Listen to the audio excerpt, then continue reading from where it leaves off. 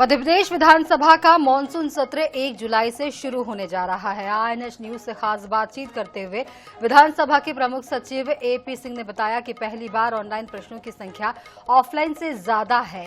वहीं कांग्रेस से भाजपा में शामिल हुए विधायकों के लिए बैठक व्यवस्था को लेकर के बोले कि कांग्रेस ने इस संबंध में कोई सूचना नहीं दी। बैठक व्यवस्था को लेकर के विधानसभा अध्यक्ष ही अंतिम फैसला लेंगे।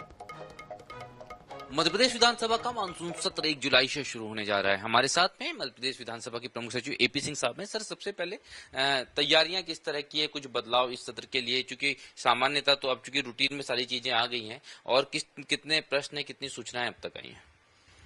देखिए, सत्र तो शीघ्र शुरू होने वाला है। अगले सप्ताह से 1 तारीख से प्रारंभ है, जैसा आपने कहा है, और 19 तारीख तक इसको चलना है।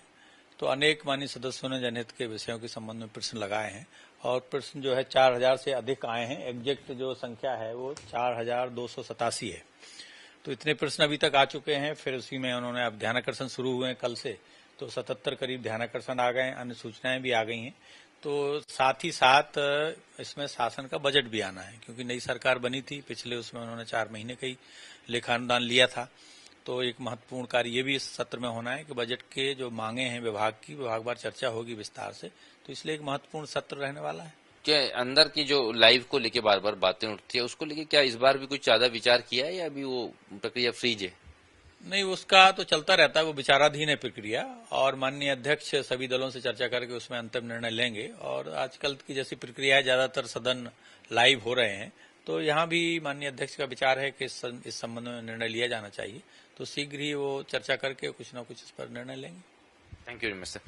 तो हमारे साथ विधानसभा के प्रमुख सचिव एपी सिंह साहब से 2 महत्वपूर्ण बातें हैं। एक तो ऑनलाइन प्रश्नों का रेशियो इस सत्र में ऑफलाइन प्रश्नों की तुलना में बेहतर हुआ है। हर बार जो था कि ज्यादा प्रतिशत ऑफलाइन प्रश्नों का होता था, लेकिन ये बदलाव, एक बड़ा बदलाव जिसकी उम्मीद की जा रही थी, वो हुआ है।